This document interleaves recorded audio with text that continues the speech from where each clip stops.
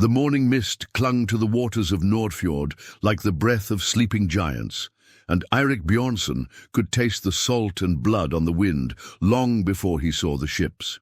From his small stone hut, perched on the rocky outcropping above the fjord, he had grown accustomed to reading the signs that others missed, the way seabirds scattered when danger approached, how the very air seemed to thicken before violence arrived at their shores. At 28 winters, Eirik had earned a reputation that stretched far beyond the small fishing village of Havnvik. His hands, scarred from countless hours grinding herbs and setting bones, possessed a gentleness that seemed almost foreign in an age where most men's hands knew only the weight of sword and axe. The villagers called him Leknir, healer, but whispered that his knowledge came from sources darker than the herb gardens he tended with such devotion. The truth was far simpler and far more painful. Eirik had learned his craft in the most brutal school imaginable, the aftermath of his father's raids. Bjorn the Red had been a legendary warrior, his longship Wavecutter feared from the coasts of Francia to the monasteries of Ireland. But for every story of his father's victories, Eirik remembered the nights when wounded warriors stumbled through their door, bleeding and broken, begging for his mother's healing touch. Solveig Eriksdottir had possessed hands that could coax life back into the dying, and she had passed her knowledge to her only son before the fever took her 3 winters past. Now Eirik carried that burden alone, tending to fishermen's nets cuts and women's birthing pains, while his father's reputation cast a shadow he could never escape. The sound of splintering wood echoed across the water, followed by the deep, resonant call that made every soul in Havnvik stop what they were doing. It was not quite a roar, not quite a song, something that seemed to come from the very depths of the earth itself. The villagers had heard such sounds before, in the old stories their grandmothers told by firelight, but never in waking life. Eirik grabbed his leather satchel, already packed with strips of clean linen, bone needles and small ceramic pots containing his most precious remedies. The willow bark powder for pain, the honey and golden seal paste for wounds that would not heal, the dried mushrooms that could slow a racing heart or quicken a failing one. His fingers moved with practiced efficiency, checking each item as he had done countless times before. The path down to the harbor was treacherous in the best of weather, carved into the living rock by generations of fishermen who had needed quick access to their boats. Today, with the morning frost still slick on the stones, Eirik picked his way carefully, his sealskin boots finding purchase where others might slip. The sound came again, closer now, and he could hear the panic in the voices echoing from the docks below. Havnvik's harbour was little more than a natural inlet where the fjord curved sharply to the east, protected from the worst of the North Sea's fury by towering cliffs on 3 sides.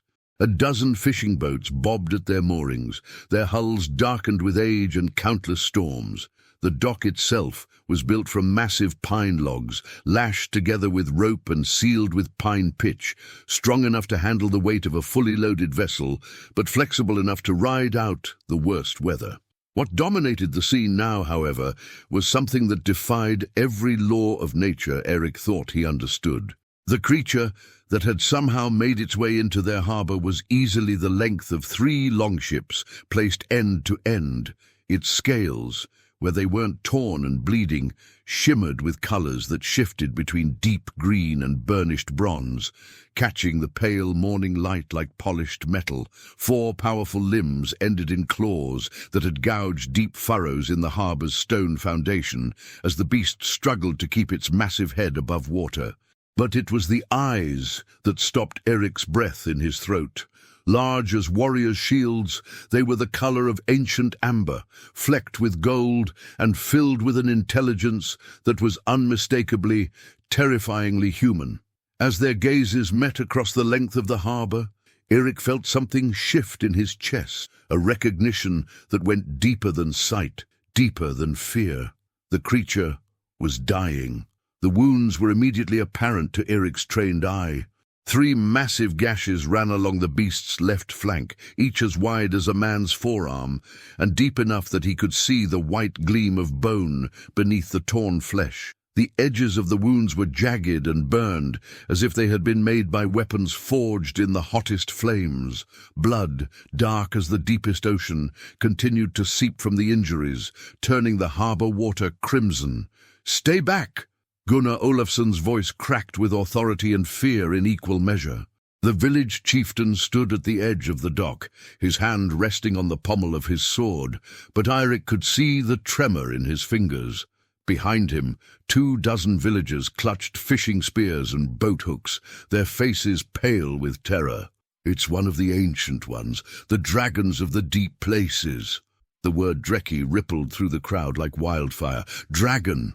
The stuff of legends and nightmares, creatures that supposedly dwelt in the deepest parts of the ocean, emerging only to demand tribute from coastal settlements or to herald the end of days. Eirik had heard the stories since childhood, but he had always dismissed them as the fantasies of men who spent too long at sea, their minds addled by salt spray and isolation. Now, faced with the reality of the creature's presence, he found his worldview crumbling like a poorly built wall in a storm. The beast's great head turned toward the crowd, and Eirik saw something that made his healer's heart ache with recognition. Exhaustion, the kind of bone-deep weariness that came from fighting a losing battle against pain and time. The creature's breathing was labored, each inhalation a visible effort that sent ripples across the harbor's surface. "It's hurt," Eirik said, his voice carrying clearly in the morning air. "Look at it. Really look. Those wounds are killing it." "Aye, and good riddance," spat Thorvald the fisherman, raising his spear higher. "My grandfather saw one of these beasts destroy 3 ships off the Shetland coast. They're nothing but death and destruction." Eirik stepped forward, ignoring the gasps and protests from the crowd. His mother's words echoed in his memory, spoken on the night she passed the last of her knowledge to him. "A healer's duty is not to judge who deserves healing, my son. Pain is pain. Suffering is suffering. We answer the call because we must, not because it is easy or safe." The creature's amber eyes tracked his movement, and Eirik felt the weight of that ancient gaze like a physical thing. There was wariness there, certainly, the kind of caution that came from being hunted and harmed by those who should have shown kindness. But beneath that, Eirik sensed something else. Hope. The desperate, flickering hope of a dying being who had found something unexpected in this small harbour at the edge of the world. "What are you doing, you fool?" Gunnar's voice was sharp with panic. "Get back before it kills us all!" Eirik reached the edge of the dock and knelt carefully, setting his satchel within easy reach. The creature was so close now that he could see the individual scales that armoured its massive form, each one the size of his palm and marked with intricate patterns that seemed to shift and flow like living water. The smell was overwhelming, salt and blood, and something else, something that reminded him of deep forests and ancient stones. "I see pain in your eyes," he said quietly. The words meant more for the creature than for the crowd behind him. "I know that look. I've seen it in the eyes of wounded warriors and labouring mothers, in the faces of children with burning fevers. You're not here to destroy us. You're here because you're hurt and you have nowhere else to go." The creature's response was immediate and unexpected.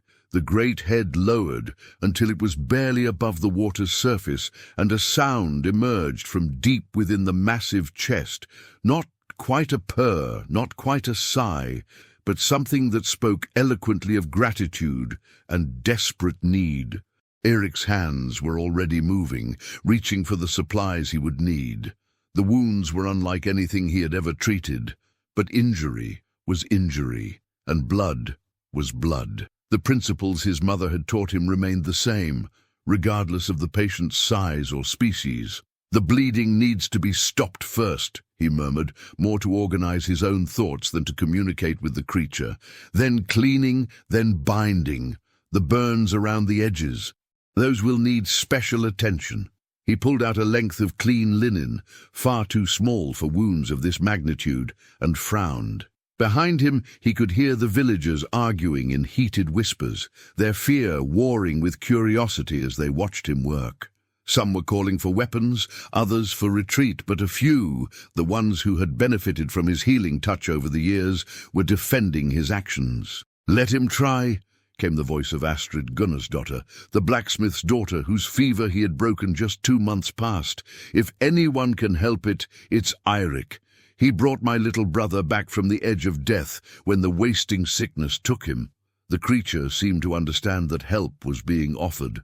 With movements that spoke of incredible control despite obvious pain, it repositioned itself in the harbour, bringing the worst of the wounds within reach of the dock. Water sloshed against the wooden planks as the massive form settled, and Eirik found himself looking directly into an injury that could have swallowed a grown man whole. The damage was worse than he had initially thought. These were not random wounds inflicted by accident or misfortune.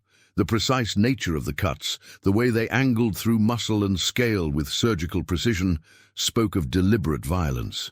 Someone or something had done this intentionally, with weapons designed specifically to harm creatures of this size and power. Eirik's jaw tightened with anger.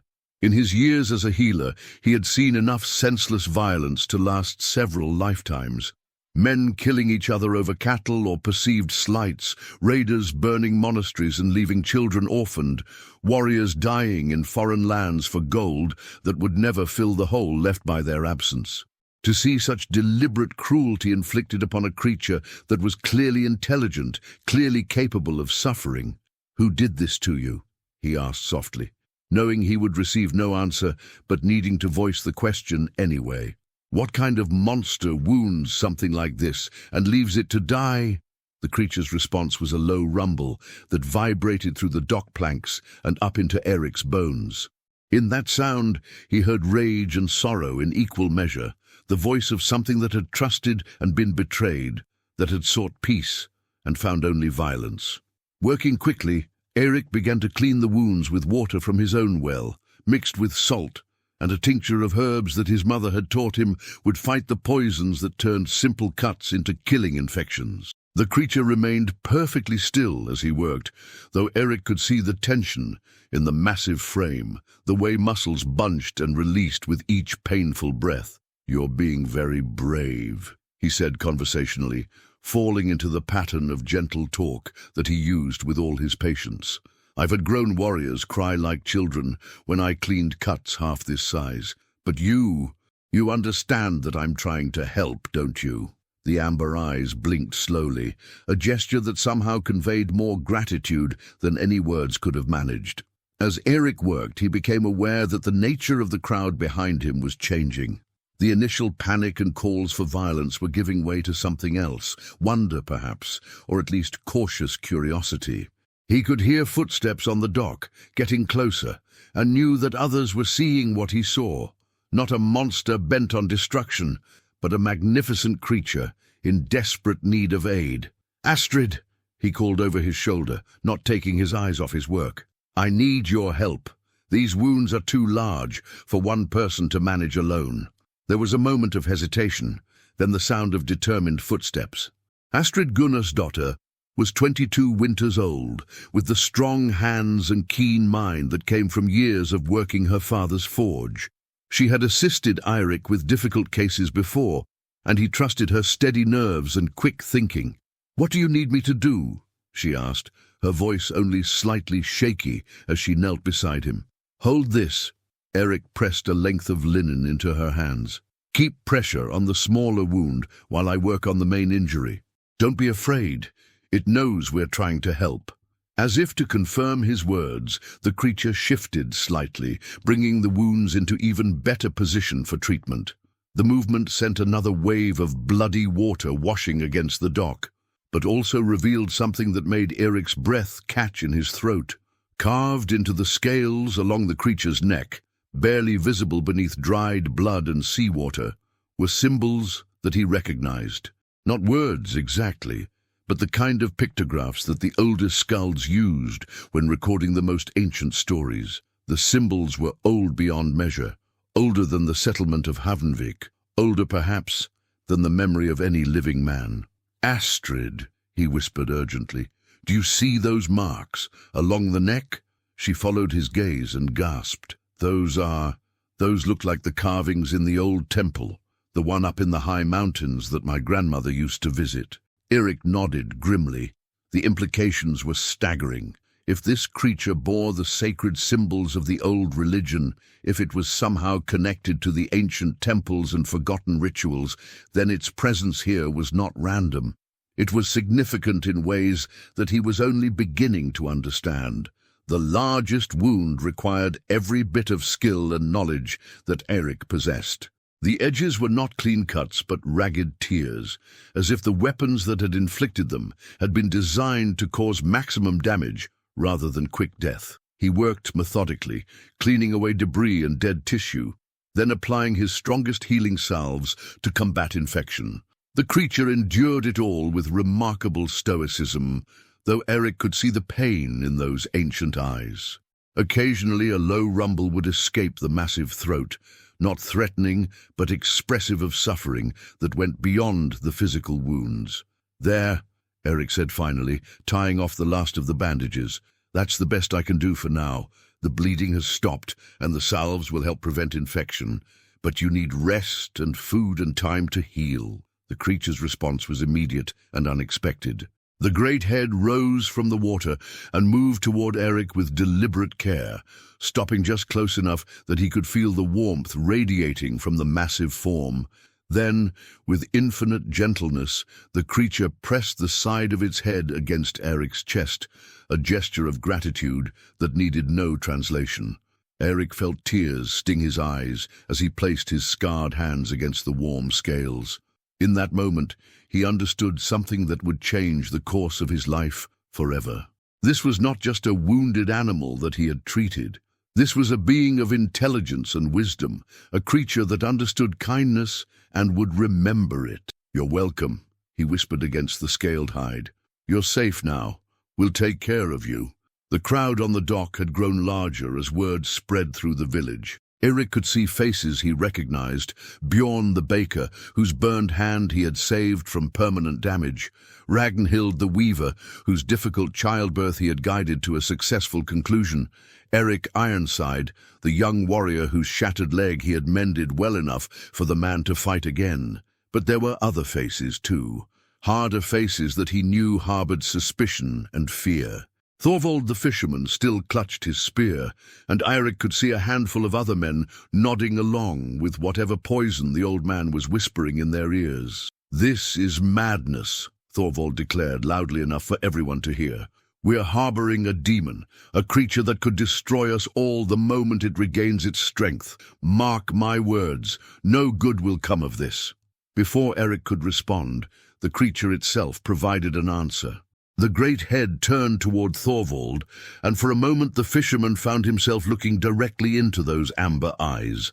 Whatever he saw there made him take an involuntary step backward, his face draining of color. When the creature looked away, dismissing the threat as easily as one might dismiss a buzzing fly, Thorvald was left shaking and speechless. "The day grows cold," Gunnar announced, his chieftain's authority finally reasserting itself. "We need to decide what happens next. The creature cannot remain in our harbor indefinitely. It's too large, and its presence will affect our fishing and trade." Eric nodded, understanding the practical concerns, even as his healer's instincts rebelled against the idea of forcing the creature to leave before it was fully recovered. "Give me time," he said, "a few days to ensure the wounds are healing properly. After that, we'll see." The creature seemed to understand the discussion, even if it could not follow the specific words.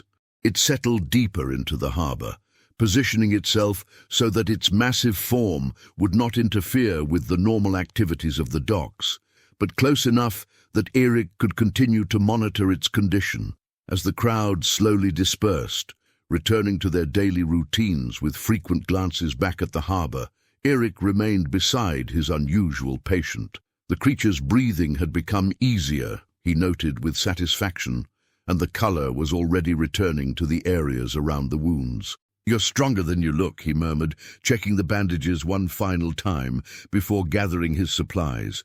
"But even the strongest body needs time to heal. Rest now. I'll return tomorrow to change these dressings." The amber eyes followed him as he stood and shouldered his satchel, and Eric felt again that strange connection, as if this creature understood not just his words, but his thoughts and intentions as well. As he climbed the treacherous path back to his hut, Eric found his mind racing with questions that had no easy answers. What kind of creature had sought refuge in their small harbor? Where had it come from, and what had inflicted such terrible wounds? Most importantly, what would happen when it was fully healed and ready to leave? The sun was setting behind the western mountains by the time he reached his home, painting the sky in shades of red and gold that reminded him uncomfortably of blood and flame. From his doorway, he could look down at the harbor and see the dark shape of the creature, still and patient in the deepening twilight. Tomorrow would bring new challenges, he knew. There would be those in the village who would demand the creature's removal, regardless of its condition. There would be questions from neighboring settlements when word of their unusual visitor inevitably spread. And there would be his own growing certainty that this encounter was far more significant than a simple case of treating an injured animal. But tonight, for the first time in longer than he could remember, Eric fell asleep with a sense of purpose that went beyond the daily routine of tending cuts and setting bones. He had looked into the eyes of something ancient and magnificent, had offered healing when others would have offered only violence, and had been accepted as a friend rather than feared as an enemy. In his dreams, he soared above the fjords on wings of bronze and gold, seeing the world from a perspective that no human had ever known, understanding truths that no earthly wisdom could teach. 3 days had passed since the dragon's arrival, and Havenvik had settled into an uneasy routine. The creature, which Eirik had begun thinking of as Gjallarhorn after the mythical horn that would signal the end of days, remained in the harbor during daylight hours, allowing the healer to tend to its wounds and monitor its recovery. At night, it would disappear into the deeper waters of the fjord, returning each dawn like some impossible tide.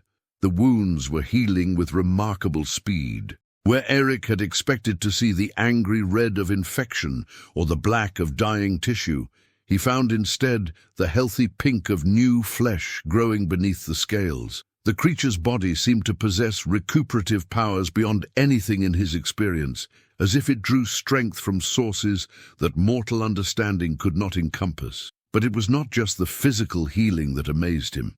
Each day, Gjallarhorn seemed more alert, more responsive to the world around it. The great eyes tracked movement with increasing interest, and Eirik had begun to suspect that the creature understood far more of human speech than it let on. This morning brought a change that would alter everything. Eirik had risen before dawn, as was his custom, to prepare fresh poultices and check his supply of healing herbs. The early morning light was just beginning to creep over the eastern mountains when he heard it, a sound unlike anything that had ever echoed across the waters of Nordfjord. It was music, but not as humans understood it. Deep, resonant notes that seemed to come from the very bedrock beneath the harbor, harmonies that made the stone walls of his hut vibrate in sympathetic response. The sound was beautiful and terrible in equal measure, a song that spoke of depths and distances beyond mortal comprehension. Eirik dropped his mortar and pestle, racing down the treacherous path to the harbor with reckless speed. What he saw when he reached the docks made him stumble to a halt, his mind struggling to process the impossible scene before him. Gjallarhorn was no longer alone. 3 more creatures had arrived during the night, each one magnificent in its own way. They arranged themselves in the deeper waters beyond the harbor mouth, their massive forms creating a semicircle that somehow managed to seem both protective and threatening. Even from a distance, Eirik could see that these newcomers were larger than Gjallarhorn, their scales bearing different patterns and colors that spoke of age and power beyond reckoning. The largest of the 3, positioned at the center of the formation, was a creature that defied easy description.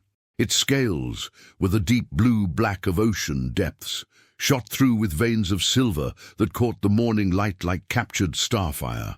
When it moved, The water around it seemed to bend and flow in ways that followed no natural law, as if the very sea recognized its authority and submitted to its will. To its left floated a creature whose scales shimmered with every color of the aurora, shifting and changing as it breathed. This one was slightly smaller than the leader, but carried itself with an elegance that spoke of grace, refined over countless centuries. When its gaze swept across the harbor, Eric felt his heart skip with the simple beauty of those ancient eyes.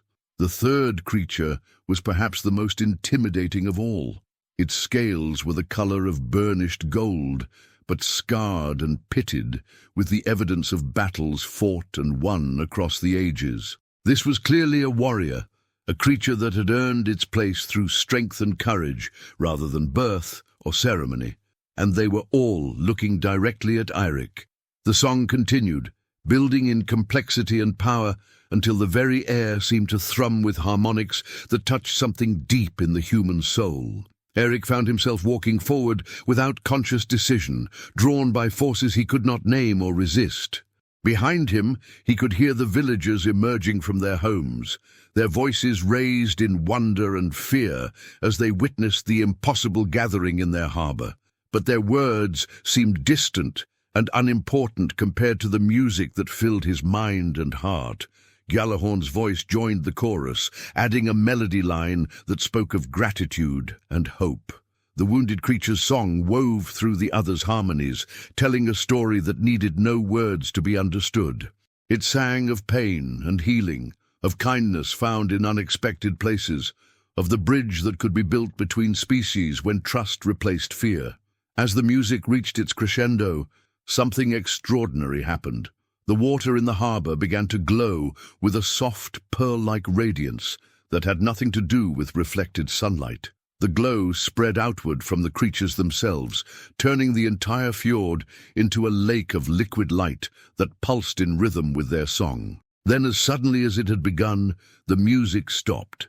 The silence that followed was profound, broken only by the gentle lapping of waves against the dock and the harsh breathing of terrified humans. Eirik found himself standing at the very edge of the pier, his hands gripping the rope railing so tightly that his knuckles had gone white. The largest of the three newcomers began to move forward, its massive form cutting through the glowing water with fluid grace. As it approached the harbor mouth, Eric could see details that made his trained eye widen with recognition and understanding. This creature was ancient beyond measure. Its scales bore the accumulated scars of centuries, each mark telling a story of survival and triumph. But more than that, carved into the great forehead in symbols that matched those he had seen on Gjallarhorn's neck, were pictographs that spoke of authority and wisdom. This was no simple creature of the deep places. This was a king, the Dragon King settled in the harbor mouth, its presence somehow managing to seem both majestic and approachable. When it spoke, the words came not as sound, but as images and emotions that bloomed directly in Eirik's mind. Healer of the land-bound ones, the voice was like the sound of distant thunder, like the whisper of wind through ancient forests. You have shown kindness to one of our own, when others would have shown only fear. For this, you have earned our gratitude and our attention. Eric's mouth moved soundlessly for several seconds before he managed to find his voice. You can speak? All of you? The response came tinged with something that might have been amusement. We have been speaking since before your kind learned to make fire, young healer. The question is not whether we can speak, but whether you can listen. Around the harbor, Eric could see the villagers frozen in various poses of shock and terror. Some clutched weapons, others held their children close, but all of them seemed unable to move or speak in the face of this impossible conversation. They cannot hear us, the Dragon King explained, following Eirik's gaze. This gift is rare among your people. Perhaps 1 in 1,000 generations possesses the ability to hear the true speech of the elder races. What do you want from us? Eric asked, his healer's instincts warring with a sense of wonder that threatened to overwhelm his rational mind. Why have you come to our small village? The great head tilted slightly, and Eric felt the weight of that ancient regard like a physical thing. Want? We want nothing that you have not already freely given. Your healing touch, your compassion, your willingness to help rather than harm. These are gifts beyond price in a world that has forgotten the old ways. The Dragon King's mental voice took on a different tone, one that spoke of sadness and loss. Once, in the days when the world was younger and wisdom flowed more freely between the races, there were those among your people who served as bridges between the depths and the surface. They were healers and seers, protectors of both land and sea, guardians of the ancient covenants that kept the balance between our worlds. Images began to flow through Eric's mind, visions of humans and dragons working together, of great temples built where the sea met the sky, of knowledge shared and wisdom preserved across the generations. He saw healers whose hands could mend both human flesh and dragon scale, seers who could speak the true speech as easily as their native tongue, warriors who fought alongside the great serpents against threats that endangered both races. But time and fear eroded those bonds. The Dragon King continued. Your people forgot the old ways, branded us as monsters and demons, drove us from the shallow places into the deepest trenches of the world. We retreated, nursed our wounds, and waited for the day when wisdom might return to the surface world. And now? Eric asked, though he was beginning to suspect he already knew the answer. Now we have found one who remembers, even if he does not know that he remembers. Your healing of Gjallarhorn was more than simple kindness, healer. It was the first note in a song that has been silent for far too long, the first word in a conversation that could reshape the world. The golden-scaled warrior moved closer, its battle-scarred hide gleaming in the strange light that still emanated from the water. When it spoke, its mental voice carried the weight of authority earned through countless conflicts. The deep places are no longer safe, it said grimly. There are threats rising from the oldest depths, things that were sealed away when the world was young and that now stir in their prisons. The barriers that hold them are weakening, and when they fail, the thought that accompanied those words made Eric's blood run cold.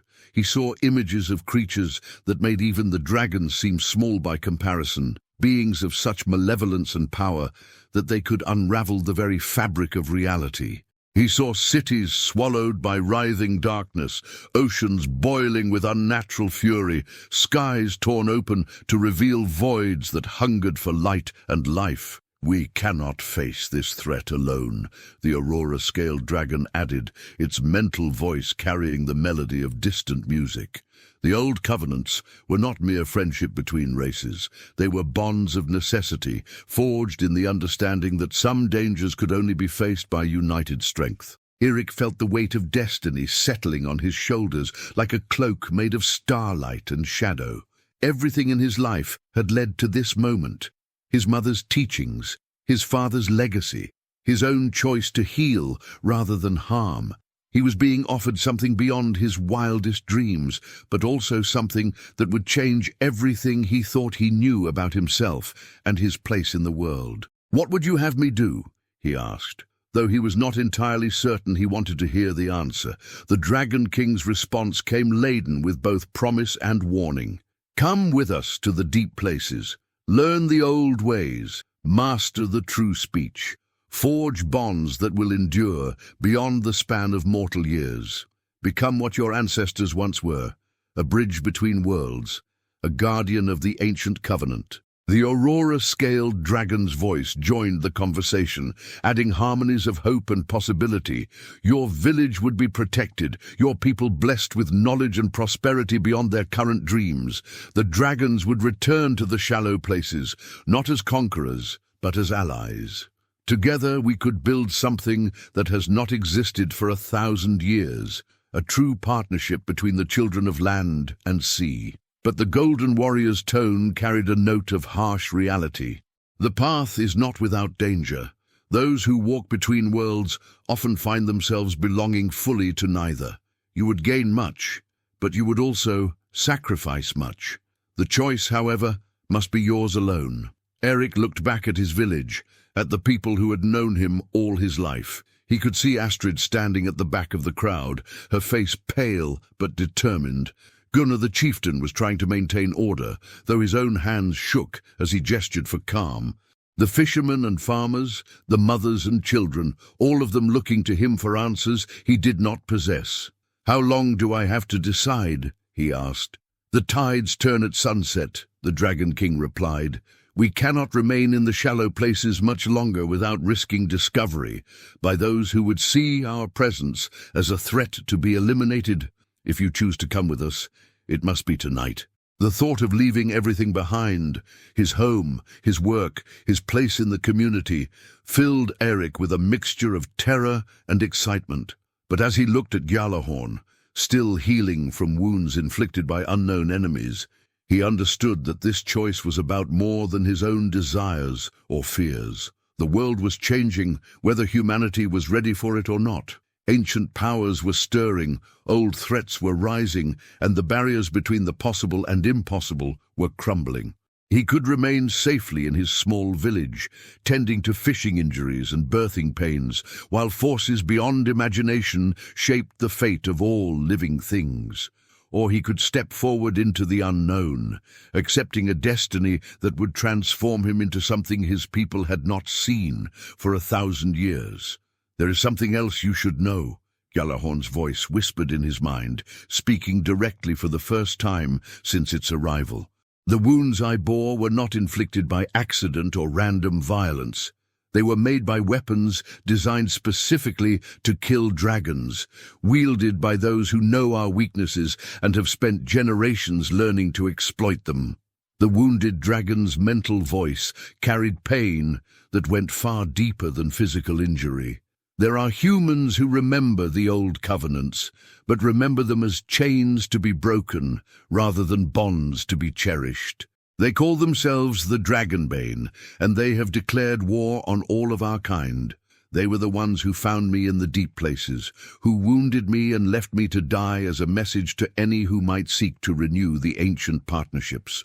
The implications hit Eric like a physical blow. If there were humans actively hunting dragons, if the old enemies were stirring in their prisons, if the barriers between worlds were truly weakening, then the choice before him was not simply about his own future. It was about the survival of both races, about preventing a war that could destroy everything he held dear. The sun was climbing higher now, and Eric could see boats appearing on the horizon. Word of the dragon's presence was spreading, and soon their small harbor would be filled with warriors and curiosity-seekers drawn by tales of the impossible. The window of opportunity was closing, and with it, perhaps the last chance for peaceful contact between the races. "I need to speak with my people," Eric said finally. "They deserve to understand what's happening, what's at stake. If I'm going to leave them, they need to know why." The Dragon King's approval washed over him like warm sunlight, spoken like a true bridge builder. "Yes, they should know, but choose your words carefully. Fear has a way of turning reason into violence, and there are too few opportunities for understanding left in this world." Eirik turned to face the crowd of villagers, all of whom were staring at him with expressions ranging from awe to terror. He could see the questions in their eyes, the desperate need to understand what was happening to their familiar, ordered world. "My friends," he began, his voice carrying clearly across the morning air, "you have seen something today that will change everything we thought we knew about the world. These creatures, these dragons, are not the monsters of our stories. They are intelligent beings with their own culture, their own wisdom, their own desperate need for allies in a war that threatens all living things." A murmur rippled through the crowd, and Eirik could see Thorvald the fisherman pushing his way to the front, his face twisted with anger and fear. "Lies!" the old man shouted. "Don't you see what it's doing? That thing has poisoned your mind, filled you with false visions. Dragons are creatures of chaos and destruction. Every story tells us so." "And who wrote those stories?" Eric countered, his healer's training helping him keep his voice calm and reasonable. "Who benefits from keeping our peoples apart, from ensuring that fear rules over understanding. Look at what I've accomplished in just 3 days. Wounds that should have taken weeks to heal are already closing. An injured creature has found safe harbor instead of death, and we have been offered knowledge and partnership beyond our wildest dreams." He gestured toward the dragons floating in the glowing water. "They could have destroyed our village in minutes, if that had been their intention. Instead, they came seeking help for one of their own, and now they offer to share wisdom that could benefit all of us." Gunnar stepped forward, his chieftain's authority evident in every line of his body. "What are you asking of us, Eirik? What do these creatures want?" "They want to renew an ancient covenant," Eirik replied, the words flowing more easily now that he had committed to speaking the truth. "Long ago, before the age of raids and conquest, our peoples worked together. Humans and dragons shared knowledge, protected each other from threats that neither could face alone. That partnership was broken by fear and misunderstanding, but it could be rebuilt." The aurora-scaled dragon moved closer to the harbor, its presence somehow radiating peace and goodwill. As it approached, the strange glow in the water intensified, and several of the villagers gasped as they felt the touch of something beyond normal experience. "But rebuilding requires trust," Eirik continued, "and trust requires someone willing to take the first step into the unknown. They have asked me to come with them, to learn the old ways, to become a bridge between our worlds." The reaction was immediate and explosive. Voices rose in protest and dismay, people shouting over each other in their desperation to be heard. Astrid pushed through the crowd, her face streaked with tears. "You can't leave us!" she cried. "What will we do without a healer?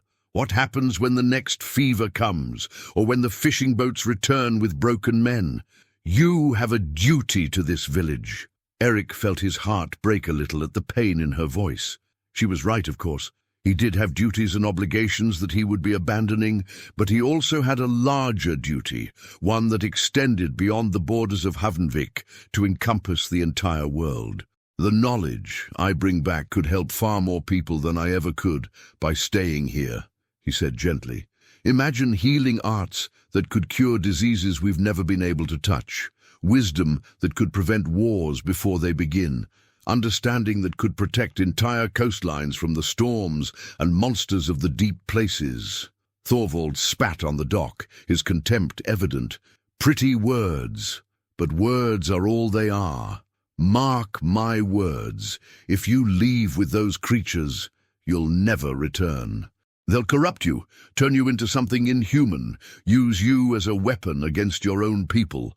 The Golden Warrior's mental voice rumbled with barely controlled anger at the accusation, but Eirik raised a hand, somehow knowing that the gesture would be understood and honored. "I make you this promise," he said, looking directly at Thorvald, but speaking to the entire crowd. "I will return. Perhaps not soon, perhaps not unchanged, but I will return. And when I do, you will see the truth of what I've learned. If I am wrong, if the dragons prove false, then you can judge me as you see fit. But if I am right," he let the words trail off, allowing them to imagine the possibilities for themselves. The sun was approaching its zenith now, and Eirik could see more boats on the horizon, growing larger as they approached. Time was running short, and the decision could not be delayed much longer. Gunnar approached him, moving with the deliberate care of a man carrying a burden too heavy for any one person to bear. "If you do this thing," the chieftain said quietly, "you will be taking the hopes and fears of every person in this village with you. That is a weight that could crush a man's soul." "Then it's fortunate that I won't be carrying it alone," Eirik replied, glancing toward the dragons. "They understand responsibility, Gunnar. They've carried the weight of their own people's survival for longer than our village has existed. They know what it means to make choices that others cannot understand." The Dragon King's voice whispered in his mind, carrying approval and something that might have been pride. "You begin to understand the true meaning of the covenant. It is not simply an alliance between races, it is a commitment to bear the burden of protecting all life, regardless of its form or origin." As the afternoon wore on, The crowd gradually dispersed, though many villagers remained to watch from a distance. Some brought offerings, food and drink that they set at the edge of the dock, as if trying to establish their own relationship with the mysterious visitors. Others brought questions, seeking to understand what the dragon's presence might mean for their own lives and futures. Through it all, Eric found himself moving between the human and dragon perspectives, translating concerns and questions in both directions. It was exhausting work, but also exhilarating. He could feel himself changing, becoming something new with each conversation. As the sun began its descent toward the western mountains, the Dragon King rose from the depths, water cascading from its massive form in sheets of liquid light. "The time has come, bridge builder." Its mental voice carried finality and anticipation in equal measure. "The tides turn soon, and we must be in the deep places before the night hunters begin their patrol. What is your decision?" Eirik looked one last time at his village, at the people who had shaped his life and been shaped by his presence in return. He thought of his mother's teachings, his father's legacy, the countless patients he had treated over the years. All of it had led to this moment, this choice that would determine not just his own fate, but the fate of countless others. "I will come," he said, the words carrying across the water with crystalline clarity. "But first I need to gather some things. My tools, my herbs, my mother's writings. If I'm to serve as a bridge between worlds, I'll need everything I've learned from this one." The approval that radiated from all four dragons was like standing in warm sunlight after a long winter. Gjallarhorn's mental voice carried special warmth and gratitude. "You honor us with your trust, healer who was. Soon you will be healer who is becoming, and after that, we shall see what titles the future holds." As Eirik climbed the path to his hut for the last time, he felt the weight of destiny settling more firmly on his shoulders. Behind him, the dragons waited with the patience of creatures who had already lived for centuries and expected to live for centuries more. Ahead of him lay mysteries and wonders beyond anything he had ever imagined. The sun was touching the mountain peaks when he returned to the harbor, carrying a leather satchel filled with his most precious possessions. The crowd had grown again, drawn by rumors and curiosity, but also by a sense that they were witnessing something historically significant. Astrid waited at the edge of the dock, her eyes red with tears, but her expression resolute. "Come back to us," she said simply. "Come back and tell us what you've learned." "I will," Eric promised, embracing her briefly, before stepping into the shallow water at the harbor's edge. The Dragon King lowered its great head, offering what was clearly an invitation. Eirik placed his hand on the warm scales, feeling power thrumming beneath his palm like a great heartbeat. "Are you ready, bridge builder?" Eric took one last look at the village that had been his entire world, at the people who had trusted him with their pain and healing. Then he nodded, stepping forward into the unknown. "Then let us begin." 7 years later, the longship that approached Havenvik's harbour bore no resemblance to the fishing vessels that normally graced its waters. Its hull was crafted from a dark wood that seemed to absorb light rather than reflect it, and its sail bore symbols that made even the oldest villagers pause and stare.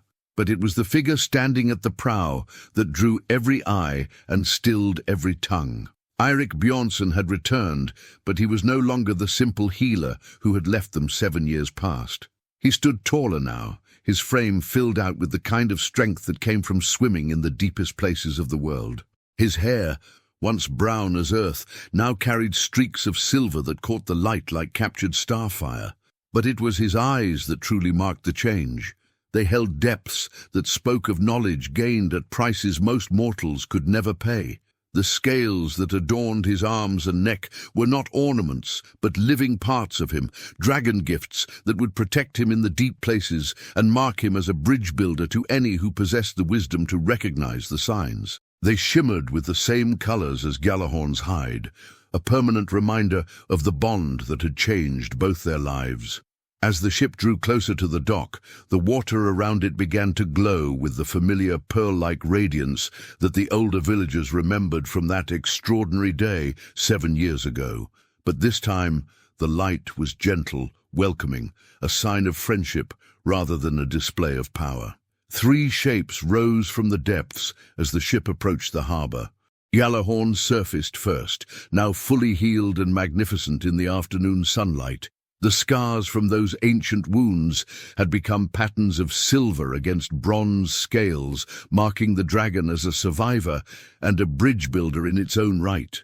The Dragon King followed, as majestic and terrible as ever, but somehow more approachable than before. The years had brought understanding between the races, and what had once seemed alien and frightening now appeared merely different, another form of wisdom wearing an unfamiliar shape. The third dragon was smaller than the others, young enough that its scales still held the bright colors of youth. This one Eric had found as an egg, abandoned in the ruins of an ancient temple, and had helped to raise as part of his training in the deep places. It served now as his constant companion and translator, a living symbol of the new generation that was growing up with bonds between the races firmly established. As Eric stepped onto the dock, the crowd that had gathered maintained a respectful distance. They could see the changes in him, could sense the power that he carried as easily as he wore his clothes. But underneath the transformation, they could still recognize the compassionate healer who had served their community for so many years. Astrid was among the first to approach, her own appearance marked by the 7 years that had passed. Lines of work and weather framed her eyes, but the spark of the forge still shone bright. She stopped an arm's length away, uncertain whether she was greeting a man or something more. Eirik broke the tension with a soft laugh and opened his arms. "It's still me, Astrid." She stepped forward, the crowd exhaling as she wrapped him in a firm embrace. The scales along his forearms cooled at her touch, shimmering like river stones beneath clear water. When they parted, Gunnar, older, slower, but still chieftain, cleared his throat. "You promised you would return, bridge builder. What news do you bring?" Eric lifted the leather satchel that had once held nothing more than herbs and bone needles. Now it clinked faintly with stone tablets etched in gleaming runes, vials that held medicines distilled from abyssal flora, and folded charts mapping currents no fisher had ever dared follow. "Knowledge," he said, "cures for the lung rot that took 4 of our elders last winter. A seed that grows in brine-soaked soil, grind its leaves and no wound will fester. Ways to weave hulls that bend with the sea instead of breaking against it." Murmurs spread. Hope, disbelief, stunned silence. Gjallarhorn eased closer, water lapping against the quay. Children who once would have hidden behind their mothers edged forward, wide-eyed. The dragon bowed its great head until one amber eye leveled with the smallest of them. No one screamed. No one ran. 7 years of stories told by wandering traders had prepared them for this moment better than fear ever could. Eric turned so all could hear. "The covenants are renewed. I stand as witness for both races. But knowledge is a blade with 2 edges. It heals, yet it can also wound if wielded in anger. Every gift I place in your hands comes with a charge, to use it for the good of all, not the glory of a few." Thorvald the fisherman, hair now white as sea foam, stepped forward leaning on a carved staff. "Can old fools learn new wisdom, healer?" "They can," Eric answered, smiling gently, "if they are brave enough to admit what they do not know." The golden-scarred dragon warrior surfaced then, raising a barnacled chestplate high enough for all to see. At its center rested a single iron spearhead, Thorvald's own, retrieved from the harbor on that first terrible morning, and preserved not as a threat, but as a reminder of what fear could have cost them.